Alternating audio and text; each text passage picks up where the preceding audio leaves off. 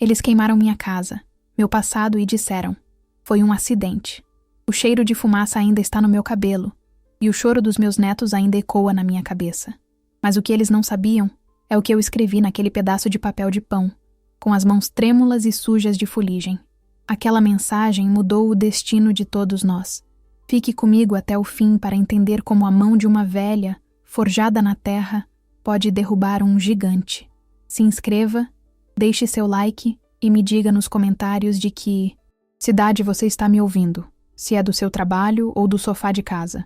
É bom saber que não estou sozinha. Meu nome é Alzira Mendes da Costa, e os meus 72 anos estão escritos nas linhas das minhas mãos.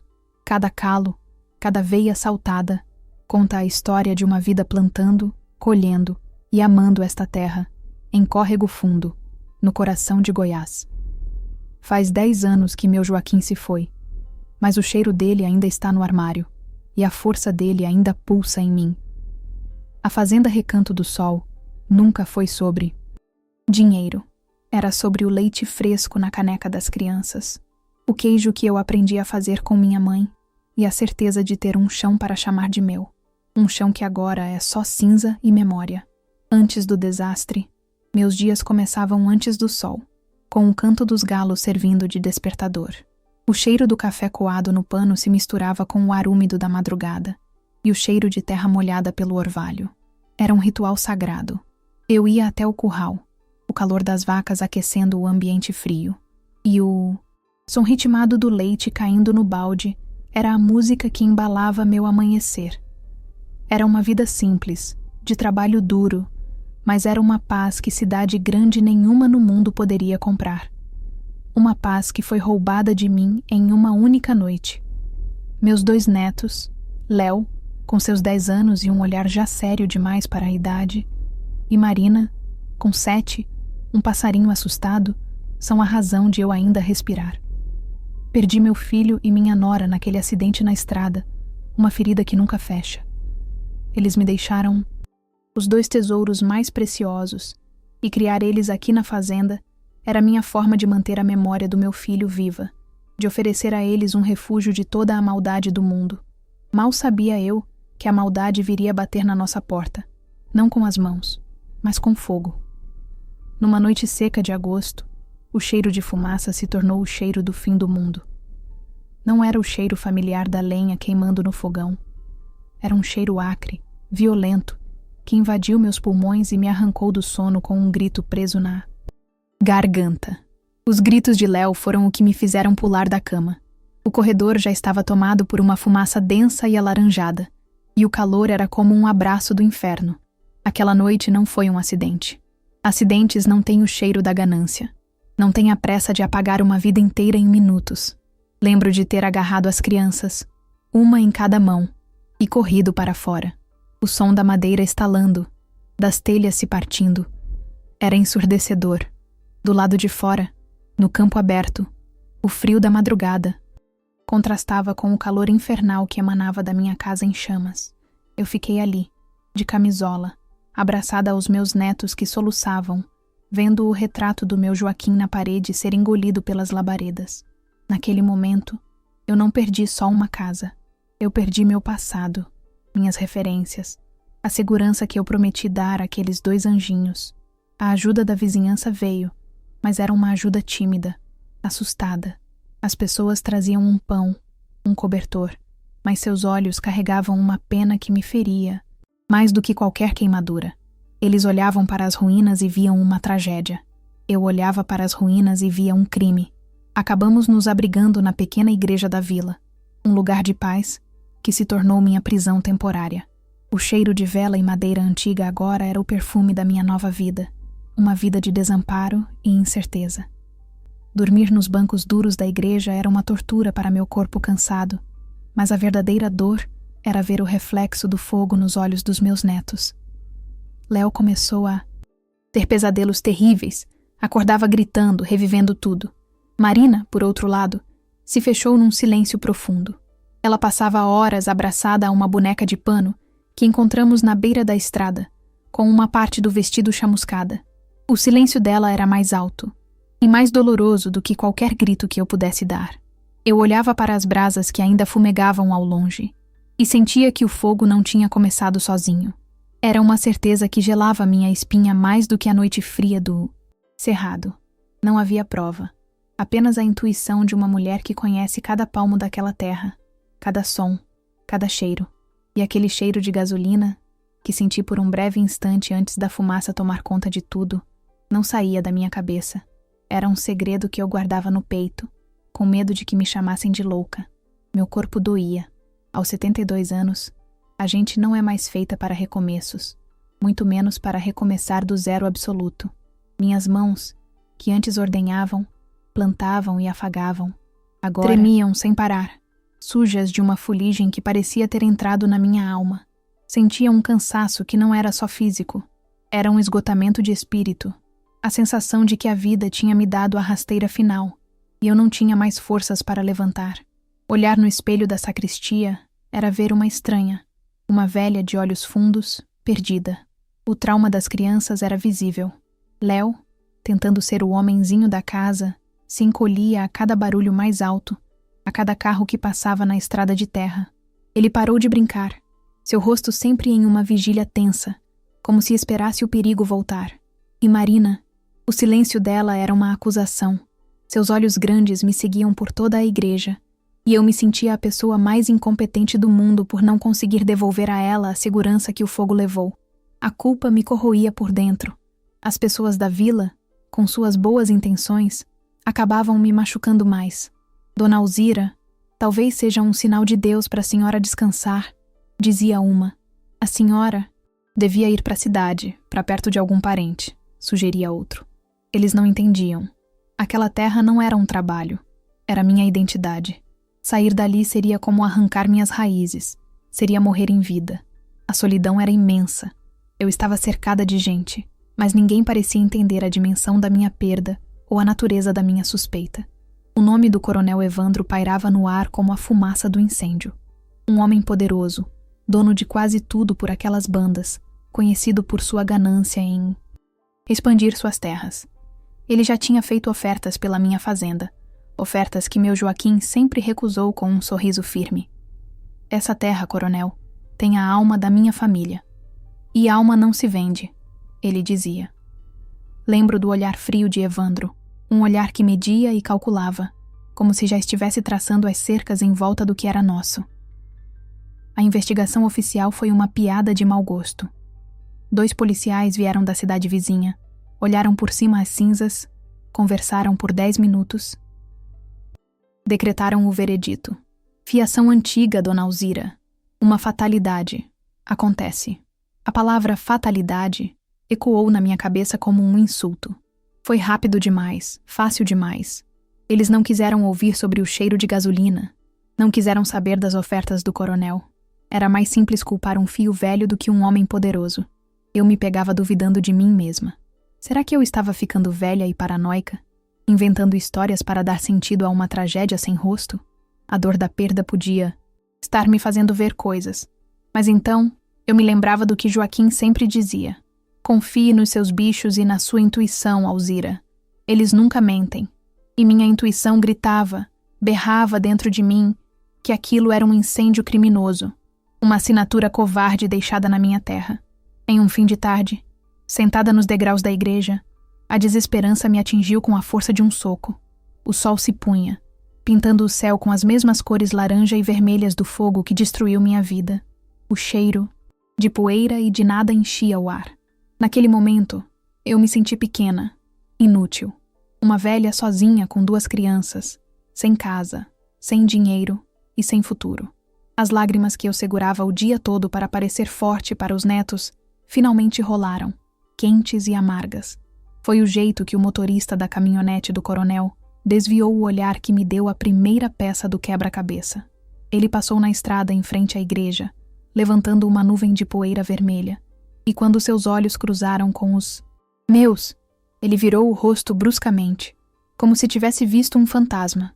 Foi um gesto pequeno, quase imperceptível, mas para mim foi uma confissão. Ele sabia de alguma coisa. Aquele medo no olhar dele alimentou a brasa de raiva que ainda existia dentro de mim. Os dias na igreja se arrastavam. As doações de comida começaram a diminuir. Os cobertores já não eram suficientes para o frio que entrava pelas frestas das janelas antigas. A realidade nua e crua estava se impondo. Éramos 3 desabrigados, dependendo da caridade alheia, e a caridade tem prazo de validade. O futuro era um abismo escuro, e eu não via nenhuma ponte para atravessá-lo. A sensação de estar encurralada era física, como se as paredes da igreja estivessem se fechando sobre mim. Padre Cícero, um homem bom, mas pragmático, me chamou para uma conversa na sacristia.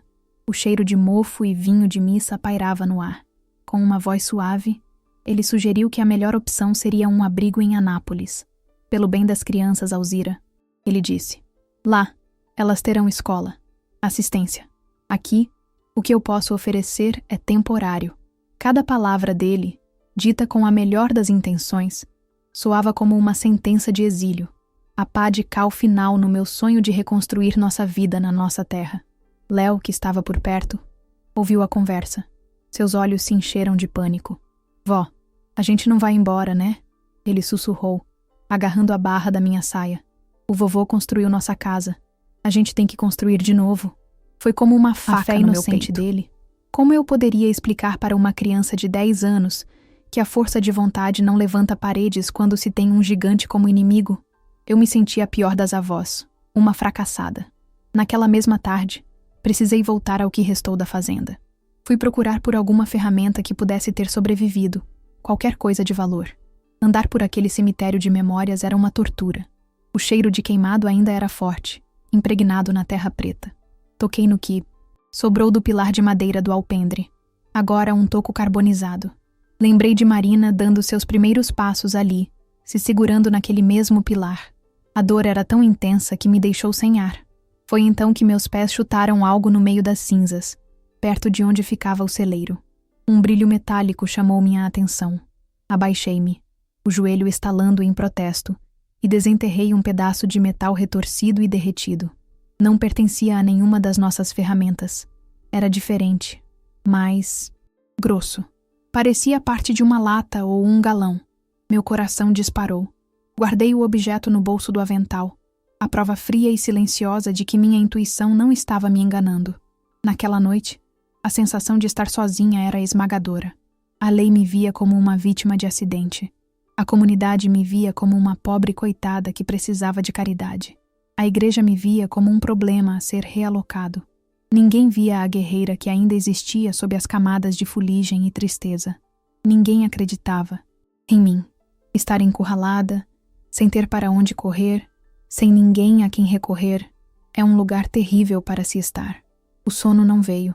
As palavras do padre, o rosto assustado de Léo, o silêncio de Marina e o peso do metal frio no meu bolso travavam uma batalha dentro da minha cabeça. A ideia de ir para um abrigo na cidade, de me tornar um número, de ver meus netos crescendo longe da terra que era deles por direito, aquela perspectiva não me trouxe mais desespero. Trouxe uma clareza gelada, uma fúria silenciosa. Se ninguém ia lutar por mim, então eu mesma teria que acender a primeira chama. Uma memória antiga, quase esquecida, veio à tona. Uma conversa com Joaquim, anos atrás, sobre um amigo dele de Goiânia, um jornalista investigativo chamado Cássio. Aquele ali, Alzira, é um homem que não tem medo de cachorro grande. Ele fuça onde ninguém tem coragem. Joaquim tinha dito, com admiração. Eu não tinha notícias dele há mais de uma década. Nem sabia se ainda estava vivo. Mas era a única fagulha de esperança na minha escuridão. Pedi à Beata que me ajudava na igreja um pedaço de papel e uma caneta. Ela me arrumou um pedaço de saco de pão e um toco de lápis. Na luz trêmula de uma única vela, com os netos dormindo nos bancos ao meu lado, eu comecei a escrever. Minha mão tremia, mas as palavras saíam firmes. Eu não estava escrevendo um pedido de esmola ou um lamento. Eu não sabia se ele responderia, ou se sequer lembraria de mim. Mas, enquanto o lápis arranhava o papel, eu sabia que não estava mais pedindo socorro. Eu estava acendendo o meu próprio fogo.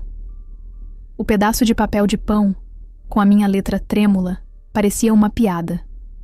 Um gesto inútil de uma velha desesperada. Para enviá-lo, precisei de um favor, quase uma esmola. Pedi ao rapaz da venda que o levasse para a cidade e o colocasse no correio, junto com as poucas moedas que me restavam para o selo. Ele me olhou com pena, o mesmo olhar que todos me davam. Os dias seguintes foram um borrão de silêncio e espera. Cada carro que passava, meu coração dava um salto. A cada noite, a esperança se tornava mais fina, mais frágil, como a teia de aranha no canto da janela da igreja. A caridade da vila começou a minguar, como um riacho na seca. As visitas se tornaram mais raras, os sacos de arroz menores. Padre Cícero, com seu jeito bondoso, mais firme, voltou a tocar no assunto do abrigo em Anápolis. Pense no futuro dos meninos, Alzira. Na escola, ele dizia, e suas palavras eram como pedras atiradas no poço da minha alma. Eu me sentia um fardo, uma peça quebrada que ninguém sabia onde guardar. O cheiro de incenso e de vela, que antes me trazia paz, agora parecia o cheiro de um velório. O meu velório. Os meninos sentiam a mudança. Léo, meu pequeno guardião, passava o dia com a testa franzida, tentando ler nos meus olhos uma esperança que eu já não tinha. Marina continuava em seu mundo de silêncio, mas seus desenhos mudaram. Antes eram casinhas, flores e sóis sorridentes. Agora eram apenas rabiscos, pretos e vermelhos, uma confusão de linhas que pareciam gritar a dor que ela não conseguia verbalizar. Vê-los assim, perdendo a infância entre os bancos duros de uma igreja, era uma agonia que me rasgava por dentro. Foi numa manhã cinzenta, com o cheiro de chuva no ar, que o telefone da sacristia tocou. Era um aparelho antigo, preto, que quase nunca era usado. Padre Cícero estava fora, e a beata que cuidava da limpeza me olhou, sem saber o que fazer. Atendi com as mãos suando frio, esperando ser uma notícia ruim, mais uma cobrança do destino. Alô? Minha voz saiu fraca, um fiapo. Do outro lado da linha, uma voz rouca, cansada, como a de quem fuma demais e dorme de menos, perguntou: é a dona Alzira, viúva do Joaquim da Costa? Meu coração parou por um segundo. Ninguém me chamava assim há anos. Sim, sou eu, respondi, a garganta seca. Aqui é Cássio Ribeiro.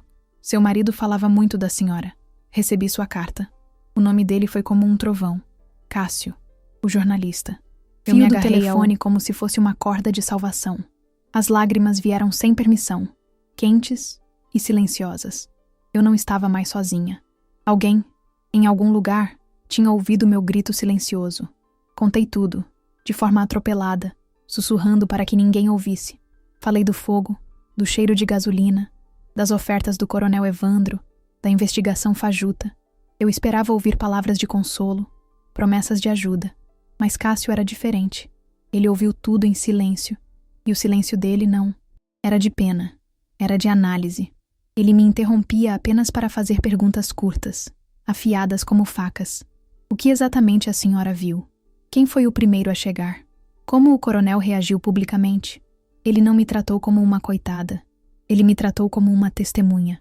Pela primeira vez desde a tragédia, senti que minha intuição não era loucura, mas um fato a ser investigado. A voz dele, vinda de tão longe, me deu uma dignidade que a caridade da vila tinha me tirado. Ele não me ofereceu um ombro para chorar. Ele me ofereceu uma ferramenta para lutar. E isso era infinitamente mais valioso do que qualquer prato de comida ou cobertor doado. Ao final da ligação, ele disse a frase que mudou tudo. Dona Alzira, eu não posso ir aí agora. Seria como acender um holofote e espantar os ratos. A senhora é meus olhos e ouvidos. Eles esperam que a senhora chore e aceite a esmola. O que eles não esperam é que a senhora observe. Aquelas palavras ecoaram na sacristia mofada. Observar. Uma coisa tão simples, mas que eu, cega pela dor e pelo desespero, havia esquecido como fazer. Ele me deu uma missão. Desliguei o telefone e fiquei parada por um longo tempo, a mão ainda sobre o aparelho frio. O cheiro de papel velho e vinho de missa enchia o ar, mas pela primeira vez, não me sufocava. Parecia o cheiro de um arquivo, de um lugar onde segredos são guardados. A dúvida me assaltou de imediato. Eu? Observar o quê? Eu era só uma velha roceira, O que eu poderia descobrir que a polícia não quis? O medo do coronel Evandro era uma presença física, um nó no meu estômago. A ideia de me tornar uma espiã parecia ridícula. Eu não tinha coragem, não tinha astúcia. Minha vida inteira foi cuidar da terra, dos bichos, da família. Lutar contra um homem poderoso como o coronel era como uma formiga tentando derrubar uma árvore. O risco era imenso. E se ele descobrisse? E se fizesse mal aos meus netos? A imagem de Léo e Marina sozinhos num abrigo, sem a minha proteção, gelou minha espinha. Talvez o mais sensato fosse aceitar o destino, ir para Anápolis e esquecer tudo. Voltei para a nave da igreja. Léo estava sentado no chão, tentando com uma paciência de adulto consertar a perna da boneca chamuscada de Marina. Ele usava um pedaço de barbante que encontrou sabe-se lá onde, e seus dedos pequenos trabalhavam com uma concentração feroz. Marina observava, em silêncio, os olhos grandes fixos no trabalho do irmão. Naquele gesto, naquela cena, eu vi o que estava em jogo. Não era uma fazenda, não eram paredes. Era a infância deles, a segurança deles, o direito deles de ter um lar. As palavras de Cássio voltaram. Pessoas com culpa cometem erros pequenos. Lembrei do motorista do coronel, o jeito como ele desviou o olhar. Aquilo não foi um gesto qualquer. Foi uma rachadura, uma pequena fresta na muralha de mentiras que eles construíram. A raiva, uma brasa que eu pensava estar apagada sob as cinzas da tristeza, voltou a queimar. Uma raiva fria, paciente. Eles não tinham queimado apenas a minha casa. Eles tinham tentado queimar o futuro dos meus netos. E isso eu não podia perdoar. No dia seguinte, um dos capangas do coronel Evandro apareceu na igreja. Um homem grande, de rosto fechado, que cheirava a suor e fumo de rolo. Ele trazia um saco de fubá e um de feijão. Uma ajuda do patrão, disse ele, com um sorriso que não chegava aos olhos. Antes, eu teria aceitado com a cabeça baixa, agradecendo a migalha. Mas agora, eu era os olhos de Cássio. Observei suas botas, sujas de uma terra vermelha e úmida, diferente da terra seca ao redor da vila. Observei como ele evitou olhar para o altar, como se o santo o acusasse. Agradeça ao coronel por mim, eu disse, minha voz soando mais firme do que eu me sentia. Diga a ele que estamos bem, na medida do possível. As noites aqui são frias, sabe? O sereno é forte. Eu não sabia por que disse aquilo. As palavras simplesmente saíram. Mas eu vi a reação dele. Um piscar de olhos rápido demais. Um leve tensionar do maxilar. Ele sabia de alguma coisa sobre as noites, sobre o sereno, o frio da madrugada do incêndio. Ele apenas resmungou um "pois é" e se virou para sair, apressado. Enquanto ele se afastava, notei algo que me fez prender a respiração. Na parte de trás da sua calça, perto da bota, havia uma mancha escura, oleosa, com um cheiro fraco, quase imperceptível, que o perfume do fumo não conseguia disfarçar. Era um cheiro químico, um cheiro que eu conhecia, o mesmo cheiro que senti por um instante, naquela noite. O cheiro de gasolina. O capanga foi embora, mas a certeza ficou. Cássio estava certo. Eles cometiam erros. A mancha na calça dele era um erro. A terra úmida na bota era um erro. O desvio do olhar do motorista era um erro. Eram peças pequenas, soltas, de um quebra-cabeça medonho. E pela primeira vez, eu senti que poderia juntá-las. O medo não tinha desaparecido. Mas agora ele tinha um companheiro. Um propósito. Eu não estava mais à deriva. Eu tinha um rumo. Minha atitude mudou. Precisava de uma desculpa para circular pela vila, para ouvir conversas, para observar sem parecer que estava observando. Comecei a oferecer meus serviços. Estou com as mãos paradas. Preciso ocupar a cabeça, eu dizia. Passei a costurar para as mulheres, a fazer pães no forno comunitário, a ajudar na horta da escola. Cada casa em que eu entrava era um novo território a ser explorado. Cada conversa, uma potencial fonte de informação. Em uma tarde, enquanto remendava uma camisa na casa de Dona Nena, a maior fofoqueira da região, o assunto do incêndio veio à tona. Ela falava com pena, mas com uma ponta de excitação na voz. Coitada da Alzira, perdeu tudo. Eu apenas ouvia, a agulha entrando e saindo do tecido, num ritmo constante. Então, sem querer, ela me deu a próxima peça. Sabe quem anda estranho? O Zé Leiteiro. O motorista do coronel. Outro dia, no bar do Tonho, ele bebeu demais e ficou falando que não aguentava mais essa vida, que ia sumir no mundo. O nome dele era Zé Leiteiro, o homem que desviou o olhar. O homem que, segundo Nena, queria fugir. Uma pessoa só quer fugir quando tem algo a esconder. A informação caiu no meu colo como uma bênção e uma maldição. Eu sabia o que precisava fazer. Precisava falar com ele. O pensamento me aterrorizou. Abordá-lo diretamente era perigoso demais. Ele era o elo fraco, mas um elo que ainda estava preso à corrente forte do coronel. Passei a noite em claro. O som da respiração dos meus netos dormindo era o único barulho na igreja. Silenciosa. Eu repassava o plano na minha cabeça. Como me aproximar de Zé Leiteiro? Onde? O que dizer? Cada cenário que eu imaginava terminava em desastre. Ele me ignorando, ele rindo da minha cara, ou pior, ele correndo para contar tudo ao coronel. A imagem do rosto frio de Evandro me paralisava de medo. No bolso do meu avental, o pedaço de metal retorcido que encontrei nas cinzas parecia pesar 1 tonelada. Era a minha única prova física, um segredo que queimava contra a minha pele. Eu o segurei com força, o metal frio contra meus dedos. Era um lembrete do que eles fizeram, do que eles destruíram. Aquele pedaço de metal, a mancha na calça do capanga, a confissão bêbada de Zé Leiteiro. As peças estavam se encaixando. A dúvida ainda era uma sombra persistente. Eu era uma avó de 72 anos. Minhas armas eram uma agulha de costura e uma intuição. As armas deles eram dinheiro, poder e medo. A luta era desigual, quase suicida. Por um momento, a voz do bom senso, ou talvez do medo, me disse para parar. Para pegar meus netos e aceitar o abrigo em Anápolis. Para sobreviver. Mas sobreviver em exílio, sabendo que os culpados estavam impunes, não era viver. Lembrei de uma coisa que Joaquim sempre dizia quando uma vaca estava doente. Não adianta só tratar a febre, Alzira. Tem que achar a bicheira. A injustiça era a febre. O coronel Evandro era a bicheira. E Zé Leiteiro era o caminho para chegar até ela. Eu não podia mais tratar apenas os sintomas da minha tragédia. Eu precisava ir à raiz do mal, mesmo que isso significasse me arriscar. Na manhã seguinte, acordei antes do sol, como nos velhos tempos. O ar frio da madrugada me trouxe uma clareza que a noite de insônia não conseguiu. Fui até o pequeno altar da igreja, onde uma imagem de Nossa Senhora Aparecida parecia me observar com seus olhos de vidro. Não rezei pedindo um milagre. Não pedi proteção. Eu apenas fiz uma promessa silenciosa. Uma promessa a mim mesma, a Joaquim, e principalmente aos meus netos.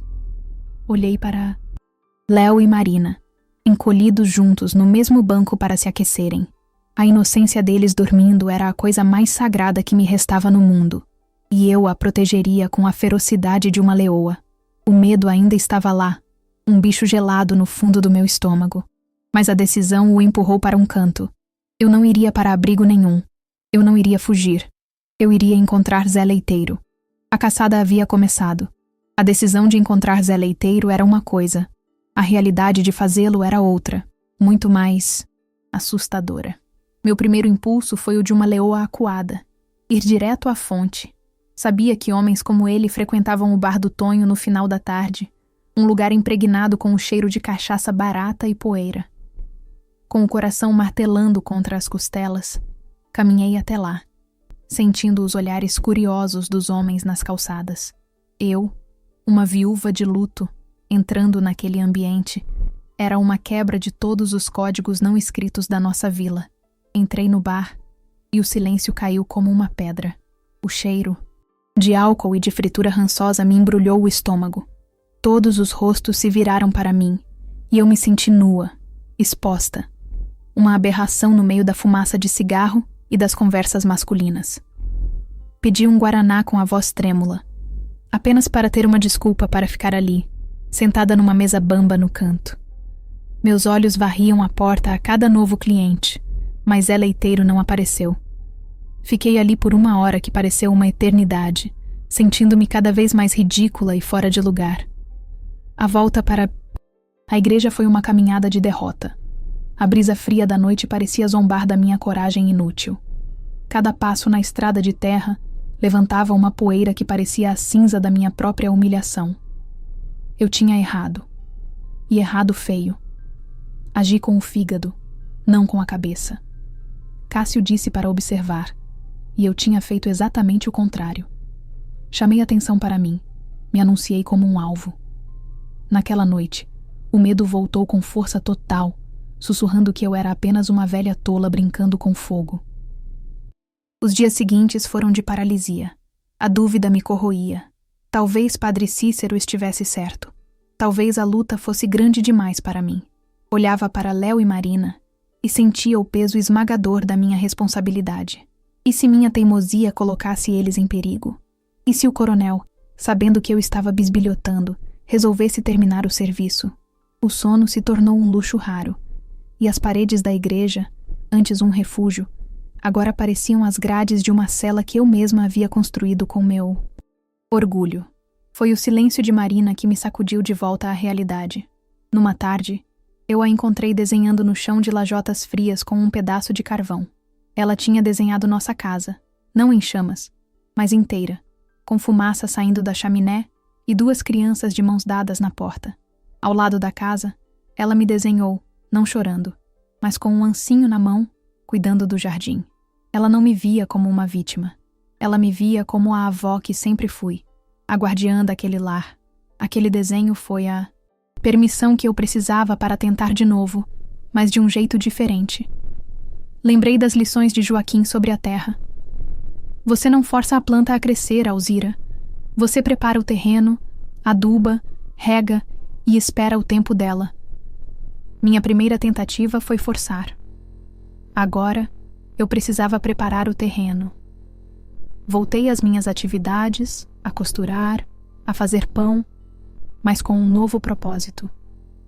Minhas mãos estavam ocupadas, mas meus ouvidos e olhos estavam mais atentos do que nunca. Eu não era mais uma caçadora. Eu era uma tecelã, pacientemente juntando os fios soltos da verdade. Comecei a mapear a vida de Zé Leiteiro através das conversas alheias. Dona Nena, com sua língua afiada, me contou que a esposa dele, Lourdes, vivia doente, com uma tosse que não sarava. O verdureiro comentou que Zé passava todo dia de manhã cedo com a caminhonete do coronel, sempre com a mesma cara de quem carregava o mundo nas costas. Juntei cada pedaço de informação como se fossem sementes. Ele não era um monstro sem rosto. Era um homem com problemas, com uma família, com fraquezas. Essa nova rotina de observação me deu uma disciplina que a dor havia roubado. Acordar de manhã não era mais um fardo, mas o início de um novo dia de trabalho investigativo. Eu media minhas palavras, escolhia minhas perguntas com o cuidado de quem pisa em terreno minado. Aprendi a ouvir mais do que falar, a ler os gestos, os olhares, os silêncios. A velha Alzira, que falava o que pensava, estava dando lugar a uma mulher mais calculista, mais paciente. Uma versão de mim que eu não conhecia.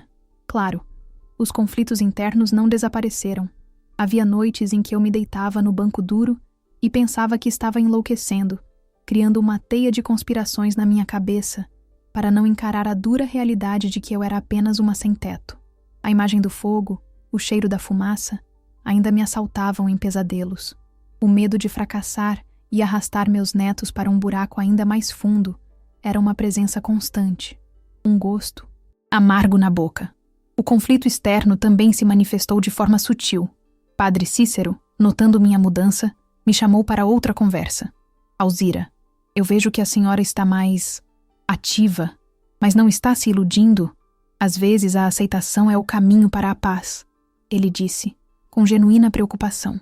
Suas palavras, embora bem intencionadas, soaram como um convite à rendição. Ele via minha luta como uma negação da realidade, quando na verdade era a minha mais profunda imersão nela. Senti-me terrivelmente sozinha em minha jornada. Apesar de tudo, eu sentia um progresso lento, mas real. Eu não tinha mais provas concretas, mas tinha um mapa. Sabia onde Zé Leiteiro morava. Uma casinha simples, no final da estrada que levava ao rio. Sabia que ele tinha uma filha pequena, a quem amava mais que tudo. Sabia que nas noites de sexta, ele bebia para esquecer, não para celebrar.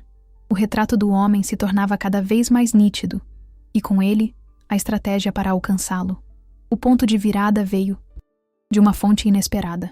Léo, meu neto, chegou um dia da escolinha improvisada na vila com o rosto pálido. Ele me contou que a filha de Zé Leiteiro, a pequena Sofia, tinha passado mal na aula, com uma crise de tosse muito forte. Naquele momento, todas as peças se encaixaram.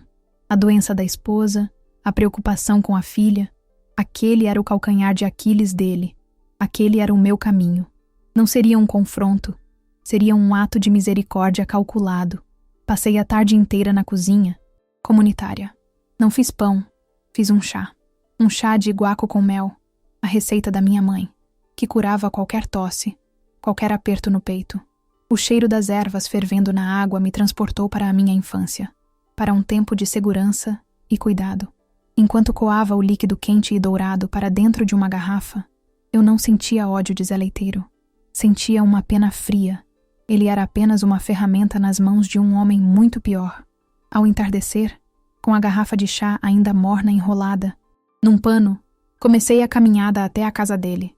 O sol se punha, tingindo o céu de Goiás com tons de laranja e roxo, cores que me lembravam o fogo, mas que agora não me traziam pânico, e sim determinação.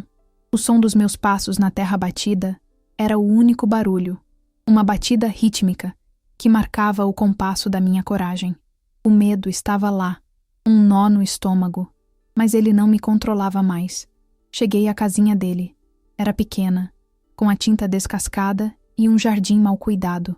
A luz amarela fraca saía pela janela, recortava a silhueta de um homem sentado na varanda, a cabeça entre as mãos. Era ele, Zé Leiteiro. Parei no portão de madeira, o coração batendo forte, mas a voz firme. Seu Zé, chamei suavemente. Ele levantou a cabeça de supetão, os olhos arregalados de susto e desconfiança ao me ver ali, parada como um fantasma do seu passado recente. Ele se levantou, o corpo tenso, pronto para se defender ou fugir. O que a senhora quer aqui, dona Alzira? A voz dele saiu rouca, quase um sussurro. Havia medo em seus olhos, mas também um cansaço profundo. O cansaço de quem carrega um peso grande demais. Eu não respondi de imediato. Apenas abri o portãozinho que rangia e caminhei lentamente em sua direção, sem desviar o olhar do dele. O silêncio que se instalou entre nós era mais pesado que qualquer palavra. Eu soube da sua menina, da Sofia, eu disse, minha voz soando calma, maternal. Minha mãe me ensinou um chá que é remédio santo para tosse. Eu trouxe um pouco para ela, estendi a garrafa enrolada no pano. O gesto o desarmou completamente. Ele olhou para a garrafa, depois para mim, a confusão e a surpresa estampadas em seu rosto. Ele esperava uma acusação, uma briga, uma ameaça. Não esperava um ato de cuidado. Ele não pegou a garrafa de imediato. Seus ombros caíram e um soluço seco escapou de sua garganta. Ele não chorou, mas todo o seu corpo tremia com a emoção contida. Por quê? Ele conseguiu perguntar, a voz embargada. Eu me aproximei mais um passo, cheiro de suor e de terra emanando dele. Porque eu sei o que é ter medo de perder um filho. E sei que tem culpas que pesam mais que a pobreza, seu Zé. Tem culpas que tiram o sono da gente. Minhas palavras o atingiram como um soco. Ele finalmente estendeu a mão trêmula e pegou a garrafa. Nossos dedos se tocaram por um instante. E senti o quão fria estava a pele dele. Ele não disse mais nada. Apenas assentiu com a cabeça. Os olhos cheios de uma dor que eu compreendia perfeitamente. A porta da casa se abriu e uma mulher pálida apareceu, olhando a cena sem entender. Ele se virou e entrou, sem olhar para trás, levando consigo o meu chá e as minhas palavras. Eu não precisava de uma confissão. A verdade estava ali, no tremor das suas mãos, na vergonha em seus olhos, no seu silêncio que gritava culpa. Eu tinha plantado a semente. Agora, era só esperar que ela germinasse na terra fértil da sua consciência. Dei as costas e comecei a caminhar de volta para a igreja, sentindo uma leveza que não sentia há muito tempo. A missão não estava completa. Mas uma batalha crucial havia sido vencida. O ar da noite agora parecia mais fresco, mais fácil de respirar. O som dos grilos não era mais um lamento, mas uma canção. Olhei para as minhas mãos, as mesmas mãos que tremiam de desespero dias atrás. Elas ainda estavam sujas de fuligem, mas agora pareciam diferentes. Pareciam as mãos de uma lutadora, não de uma vítima. A dor da perda ainda estava lá, mas não era mais a única coisa que me definia. Naquela noite, pela primeira vez desde o incêndio, eu dormi a noite inteira. Um sono profundo, sem sonhos, sem pesadelos. Acordei com os primeiros raios de sol entrando pela janela da igreja, sentindo uma paz que eu achava ter perdido para sempre. O caminho à frente ainda era longo e perigoso, mas algo fundamental havia mudado dentro de mim. A mulher que se encolhia de medo nos bancos da igreja tinha ficado para trás. Quando Léo e Marina acordaram, eles me olharam de um jeito diferente. Talvez eles sentissem a mudança em mim. Léo sorriu, um sorriso de verdade, o primeiro em semanas. E Marina, minha pequena Marina silenciosa, veio até mim, me abraçou forte e sussurrou no meu ouvido: "Eu te amo, vovó." Aquelas palavras foram a confirmação final. A jornada tinha me quebrado em 1000 pedaços, mas ao me reconstruir, eu me tornei algo mais forte do que era antes. Eu ainda era Alzira Mendes da Costa, uma viúva de 72 anos. Mas eu não era mais apenas isso. Eu era a memória viva da minha terra, a guardiã do futuro dos meus netos.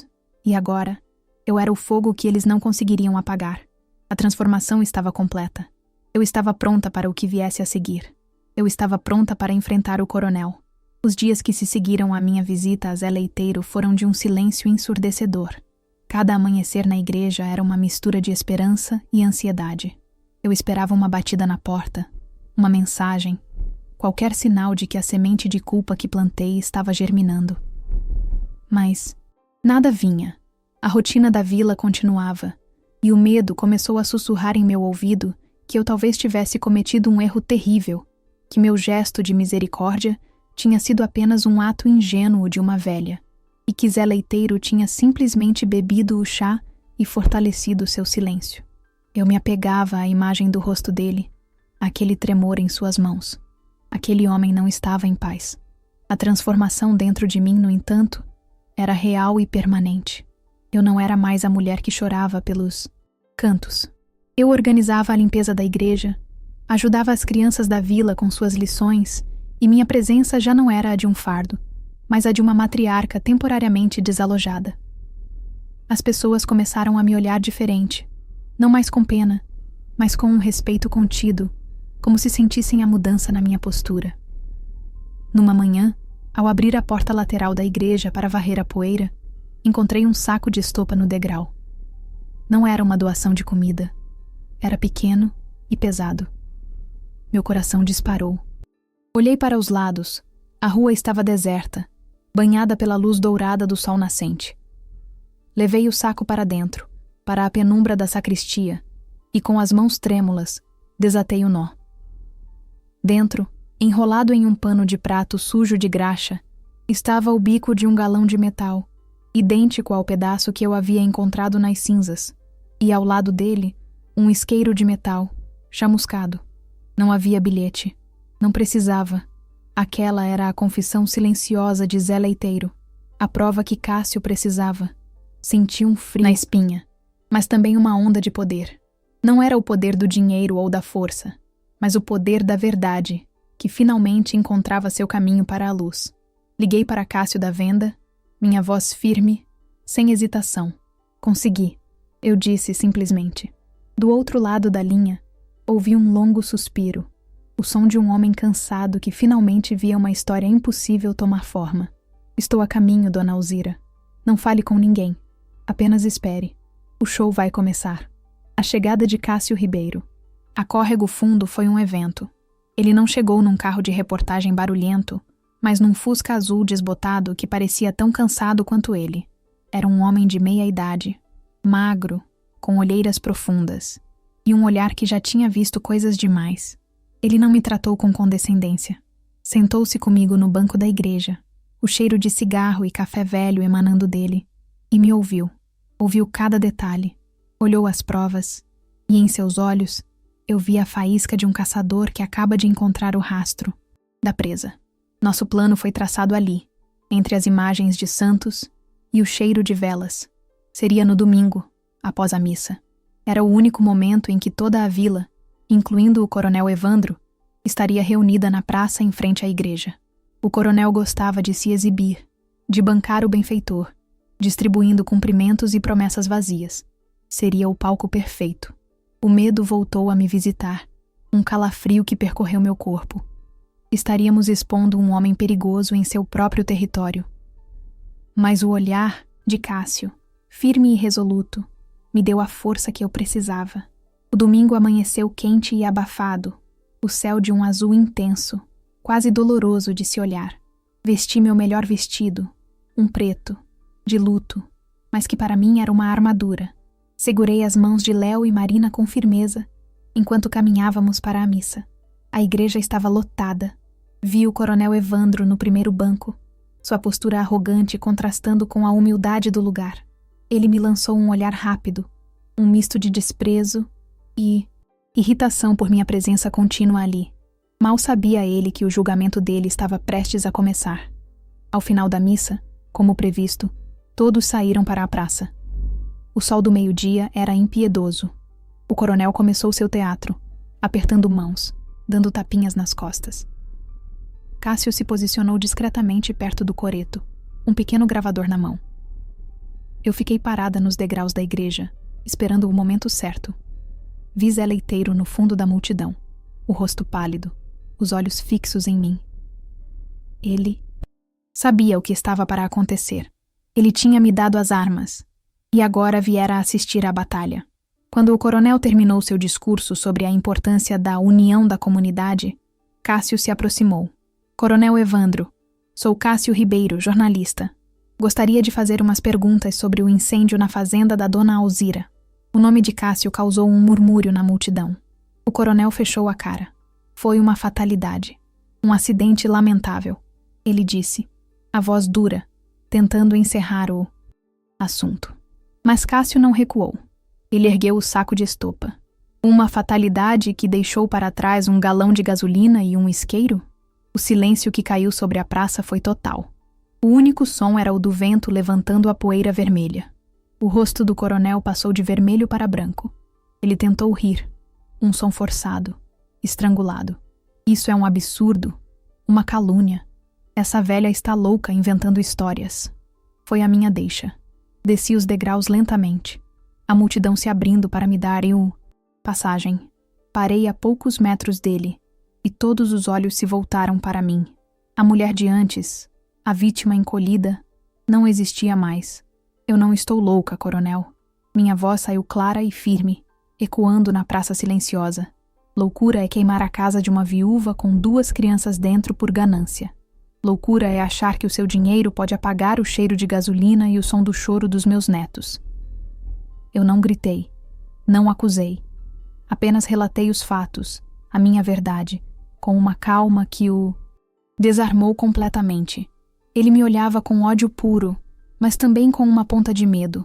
Ele não estava acostumado a ser desafiado, muito menos por mim. O povo da vila, que por anos viveu sob o jugo do medo, observava a cena, paralisado.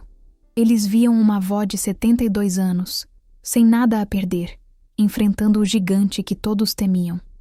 Foi um momento de virada, não só para mim, mas para todos eles. A minha coragem deu a eles permissão para sentirem a própria coragem. E então, do fundo da multidão, a voz embargada de Zé Leiteiro cortou o ar. É verdade, fui eu. Ele me mandou. Ele me pagou para botar fogo em tudo. A confissão foi como uma represa se rompendo. O caos se instalou. O coronel tentou fugir, mas os próprios homens que antes o temiam o cercaram. A polícia da cidade, alertada por Cássio, chegou minutos depois, e a cena do homem mais poderoso da região sendo levado algemado se tornou uma imagem que ninguém em Córrego Fundo jamais esqueceria. Naquele momento, eu não senti alegria ou triunfo. Senti um imenso e pesado alívio. A justiça, que parecia tão distante, finalmente tinha chegado. Trazida não pela lei dos homens, mas pela persistência de uma avó. O depois foi uma onda de mudança. A reportagem de Cássio expôs não só o crime do coronel, mas anos de abuso e corrupção na região. As pessoas perderam o medo. A comunidade, antes apática e assustada, se uniu de uma forma que eu nunca tinha visto. Padre Cícero veio até mim, os olhos marejados. Me perdoe, Alzira. Mas não vi a sua força. Suas palavras foram a absolvição que eu não sabia que precisava. O contraste com o meu passado recente era gritante. Eu não era mais a coitadinha da igreja. Eu era a dona Alzira. As pessoas me paravam na rua, não para oferecer um pão, mas para apertar minha mão, para me agradecer. A admiração em seus olhos era a maior conquista que eu poderia ter. Eles não viam uma heroína, mas viam em mim a prova de que era possível lutar, de que a dignidade não tem preço e nem se curva ao poder. A conquista mais tangível, no entanto, veio de forma inesperada. Num sábado de manhã, um grupo de homens da vila apareceu na igreja com ferramentas nas mãos. Viemos para o mutirão, dona Alzira. Vamos levantar sua casa de novo. Homens, mulheres e até crianças trabalharam sob o sol forte, movidos por um senso de comunidade redescoberto. O som de marteladas, o cheiro de madeira nova e de comida sendo compartilhada substituíram o silêncio da minha solidão. Enquanto a casa nova era erguida, tijolo por tijolo, eu via a cura acontecer. Léo, meu neto, trabalhava ao lado dos homens, carregando pequenas tábuas, o rosto sujo e sorridente, o medo substituído por um senso de propósito. Ele não era mais um menino assustado. Ele estava reconstruindo seu próprio lar. A transformação dele era um espelho da minha. Estávamos ambos nos reerguendo das cinzas, mais fortes e mais unidos. E Marina, minha pequena e silenciosa Marina, passou o dia todo sentada sob uma árvore, desenhando. Quando a noite caiu e a estrutura principal da casa estava de pé, ela veio até mim, me entregou o papel e, pela primeira vez em meses, sua voz soou clara como a água de um riacho. Nossa casa de novo, vovó. Ela é mais forte agora. E no desenho, a casa tinha raízes profundas que se enterravam na terra, como as de um jequitibá centenário. Hoje, estou sentada no alpendre desta casa nova. O cheiro de café coado na hora se mistura com o cheiro da terra molhada pela chuva de ontem. O retrato de Joaquim está de volta à parede, e o som das risadas dos meus netos brincando no quintal é a música mais bonita do mundo. Eu olho para as minhas mãos. Elas ainda são as mãos de uma velha de 72 anos, enrugadas e calejadas. Mas elas não são mais as mãos de uma vítima. São as mãos que escreveram uma carta, que prepararam um chá e que ajudaram a derrubar um gigante. O caminho foi o mais duro da minha vida. Eu perdi tudo o que tinha. Enfrentei o desespero e o medo em sua forma mais pura. Tive que me quebrar em 1000 pedaços para descobrir do que eu era feita. A mulher que via seu mundo queimar de camisola, abraçada aos netos, parece alguém de outra vida. Ela era frágil, estava perdida. A mulher que sou hoje conhece a própria força. Uma força que não vem dos músculos, mas da alma. As reações das pessoas ainda me surpreendem. Alguns me olham com admiração, outros talvez com um pouco de inveja da coragem que eles mesmos não tiveram. Mas a maioria me vê como um lembrete. Um lembrete de que a justiça nem sempre usa terno e gravata. Às vezes, ela usa um avental sujo de fuligem e tem a voz mansa de uma avó que se recusa a ser silenciada. Olhando para trás, reconheço cada passo desta jornada. A dor, o medo, a solidão, a pequena chama de esperança, a decisão de lutar. Cada momento foi necessário. Cada lágrima regou a semente da minha transformação. Eu não pedi por essa luta, mas já que ela veio, eu a abracei com tudo o que tinha. E descobri que o que eu tinha era mais do que suficiente. Descobri que o amor pelos meus netos era um combustível inesgotável. A minha mensagem para quem me ouve não é sobre vingança. A vingança é um fogo que queima por dentro e não deixa nada no lugar. Minha mensagem é sobre raízes. Quando você sabe a que terra pertence, quando você sabe por quem está lutando, nenhuma tempestade, nenhum incêndio pode te arrancar do seu lugar. A força não está em gritar mais alto que o inimigo, mas em resistir em silêncio, em observar, em esperar o momento certo de agir. Não subestime o poder que existe na sua voz, mesmo que ela trema.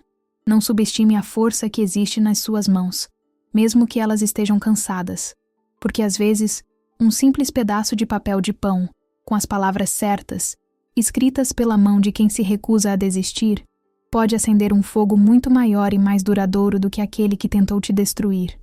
O fogo da justiça. E esse, meus amigos, é um fogo que ninguém consegue apagar. Essa história não é só minha. Ela é de cada um que já se sentiu pequeno diante de uma injustiça, de cada avó que luta por seus netos, de cada pessoa que já pensou em desistir, mas encontrou uma força que não sabia que tinha. O fogo levou minha casa, mas me devolveu a voz. E agora, eu queria ouvir a sua. Me conta aqui nos comentários o que você sentiu ouvindo meu relato, se algo na minha jornada tocou em alguma luta sua. Às vezes a gente se sente muito sozinho no meio da fumaça, não é mesmo? Compartilha esse vídeo com alguém que talvez precise ouvir. Que é possível se reerguer das cinzas, que a força mais bonita é aquela que nasce da nossa fragilidade. Saber que minha história pode chegar a outras pessoas e dar um pingo de esperança. Isso faz tudo ter valido a pena. Eu vou continuar por aqui, contando as histórias que a vida me ensinou. Histórias sobre a terra, sobre recomeços e sobre a teimosia boa de quem não desiste de lutar pelo que é certo. Se você quiser acompanhar mais relatos como este, que vem do coração, fica comigo. É bom saber que, mesmo distantes, a gente pode se sentar junto e partilhar o que realmente importa. Obrigada por ter ficado até o final, por ter me ouvido. Que a gente nunca se esqueça da força que as nossas raízes nos dão. Um grande abraço, aqui do meu Recanto do Sol, que agora brilha mais forte do que nunca.